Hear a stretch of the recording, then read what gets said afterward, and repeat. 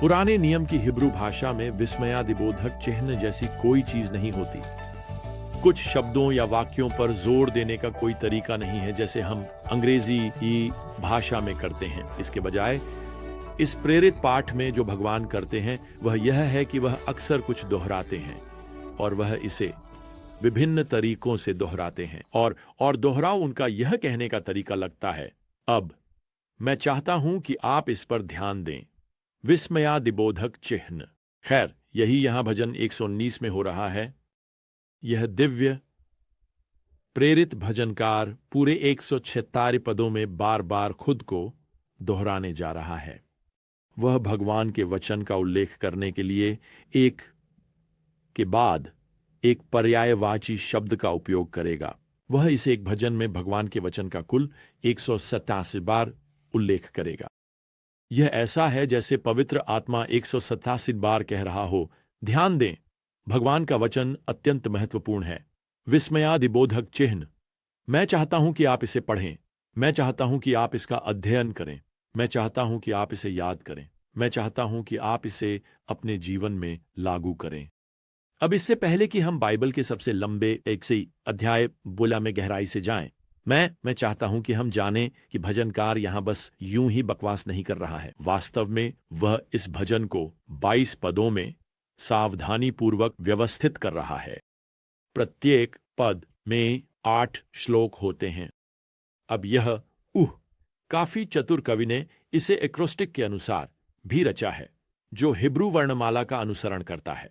प्रत्येक पद एक क्रमिक हिब्रू अक्षर से फौ से शुरू होता है। वास्तव में प्रत्येक पद के 8 श्लोक उसी हिब्रू अक्षर से शुरू होते हैं। इसमें बहुत सोच विचार, बहुत रचनात्मकता की आवश्यकता थी, जो भगवान की आत्मा ने इस कवि को प्रेरित करते हुए प्रदान की। अब अधिक संभावना है कि इन 22 पदों को हिब्रू वर्णमाला के 22 अक्षरों का उपयोग करके इस भजन को याद रखने में लोगों की मदद करने के लिए रचा गया था।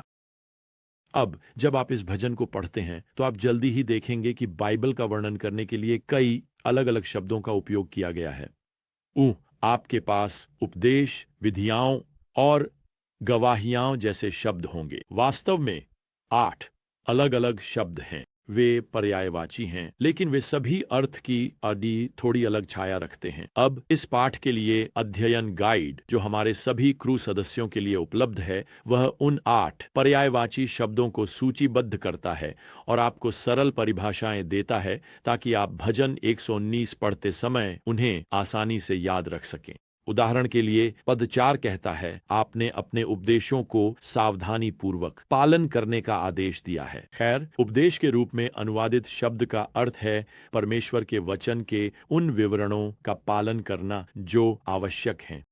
यह एक निरीक्षक या पर्यवेक्षक के अधिकार से संबंधित है। इसलिए जब आप उपदेश शब्द पढ़ते हैं तो यह इस विचार को उजागर करता है कि परमेश्वर का वचन आपका पर्यवेक्षक है। यह आपको परमेश्वर के निर्देशों के विवरणों का पालन करने के लिए निर्देशित कर रहा है। अब मैं यह उल्लेख करना चाहूंगा कि हमें नहीं पता कि इस भजन को किसने लिखा या वास्तव में यह कब रचा गया था। यहाँ कुछ संकेत हैं जो हमें बताते हैं कि कवि वह व्यक्ति था जिसने एक युवा व्यक्ति के रूप में पाप और प्रलोभन की कठिन वास्तविकताओं का सामना किया था। उदाहरण के लिए यहाँ पद 9 में भजनकार लिखता है, एक युवा व्यक्ति अपनी राह को शुद्ध कैसे रख सकता है, आपके वचन के अनुसार उसकी रक्षा करके। इसलिए बाइबल मूल रूप से जीवन के सफर में कहने के लिए सुरक्षा रेल प्रदान करती है, और वैसे यह एक युवा महिला के लिए भी उतना ही सच है जितना कि एक युवा पुरुष के लिए। जब मैं इस विशेष कार्यक्रम के लिए अपने नोट्स पर काम कर रहा था, मुझे एक ईमेल की प्रति मिली। यह नोट हमारे अंतर्राष्ट्रीय मुख्यालय में पहुंचा और यह एक युवा महिला से आया था और उसने यह लिखा, मैं एक दिन रेडियो खोज रही थी और मुझे विजडम मिला। मुझे बाइबल को समझाने का आपका तरीका बहुत पसंद आया और आपने मेरा ध्यान खींचा। भगवान ने मेरी जिंदगी को एक खाली, नशा करने वाली, शराब पीने वाली, व्यभिचारी पार्टी करने वाली से बदल दिया है, और भगवान की शक्ति ने मेरे दिल और मेरी आंखें खोल दी हैं और यह मुझे दिखाया है कि मुझे एक उद्धारकर्ता की जरूरत थी। खैर, अब मैं राजा की संतान हूं और मैं यीशु मसीह के लिए जी रही हूं।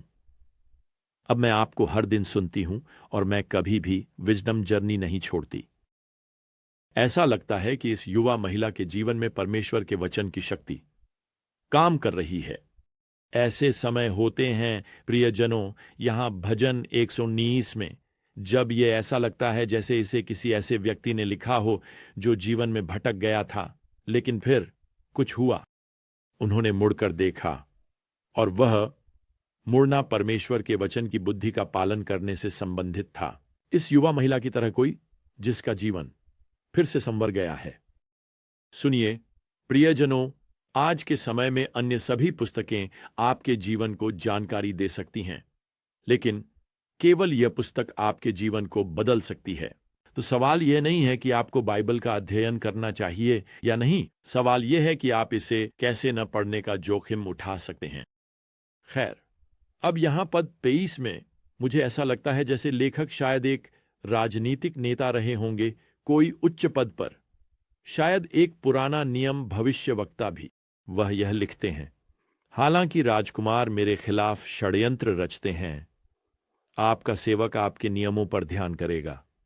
मुझे ऐसा लगता है जैसे यह लेखक किसी प्रकार की साजिश या नाटक में उलझा हुआ है, लेकिन अगर वह वास्तव में किसी उच्च स्तर की भूमिका में सेवा कर रहे हैं, तो भगवान ने न केवल उन्हें इस पेशे के लिए बुलाया है, बल्कि भगवान का वचन उन्हें वह बुद्धि प्रदान कर रहा है जिसकी उन्हें उस उच्च दबाव की स्थिति में प्रभु का अनुसरण करने के लिए आवश्यकता है जिसमें वह शामिल हैं। वैसे यहाँ लेखक हमें यह अंतर्दृष्टि देता है कि जीवन के परीक्षणों या शायद प्रलोभनों के नाटक के माध्यम से भगवान के साथ कैसे चलना है।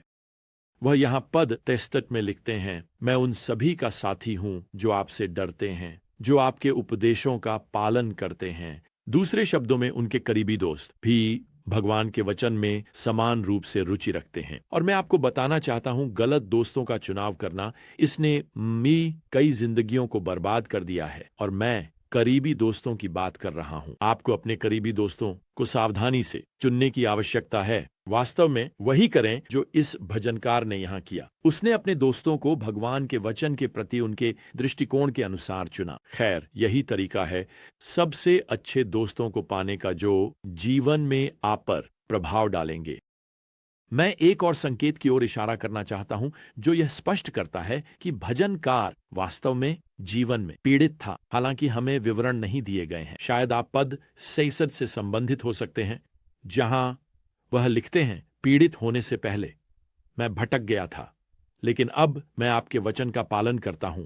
भगवान ने स्पष्ट रूप से इस लेखक को अपने पास लाने के लिए किसी प्रकार की पीड़ा का उपयोग किया, और मैंने देखा है कि यह बार बार होता है। कुछ पीड़ा, कुछ परीक्षा। खैर, वे कुछ और नहीं बल्कि चरवाहे की छड़ी थी जिसने उस भेड़ को खतरे से बाहर खींचा, या उस भेड़ को चरवाहे के साथ निकट संबंध में खींचा। वास्तव में कवि यहां पद 71 में लिखते हैं, मेरे लिए यह अच्छा है कि मैं पीड़ित हुआ ताकि मैं आपके नियम सीख सकूं। यह मुसीबत पर एक बहुत ही दिलचस्प दृष्टिकोण है ना?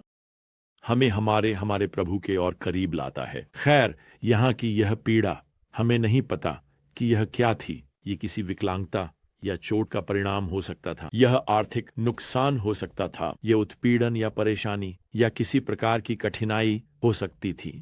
हमें नहीं पता। और सच कहूं तो मैं खुश हूं कि हमें नहीं पता, ताकि हम इस पाठ में अपनी अनुभव को शामिल कर सकें।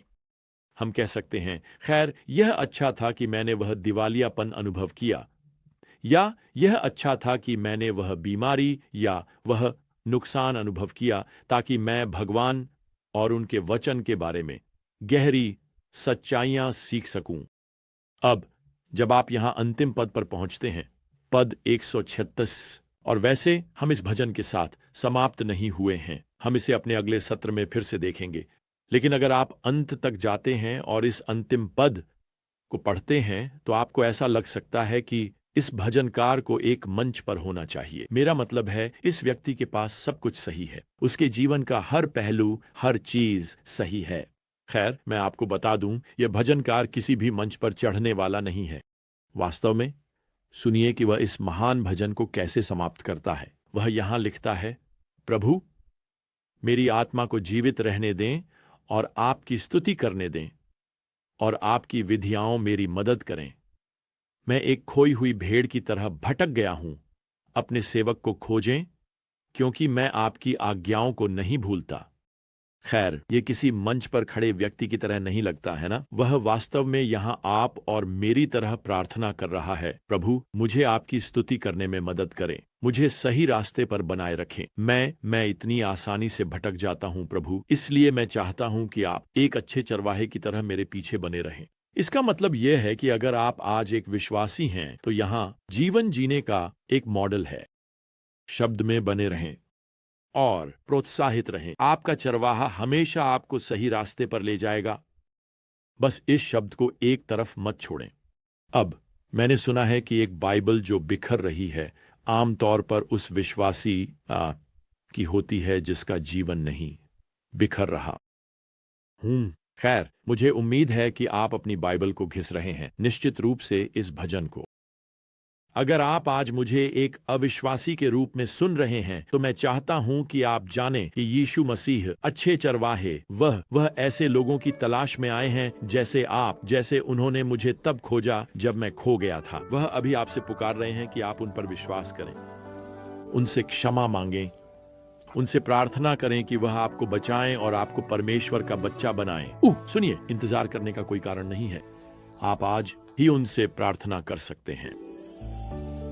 खैर, हमारी अगली बुद्धिमान यात्रा तक प्रियजनों, प्रभु यीशु मसीह की कृपा और परमेश्वर का प्रेम और पवित्र आत्मा की संगति आप सभी के साथ हो। आमीन।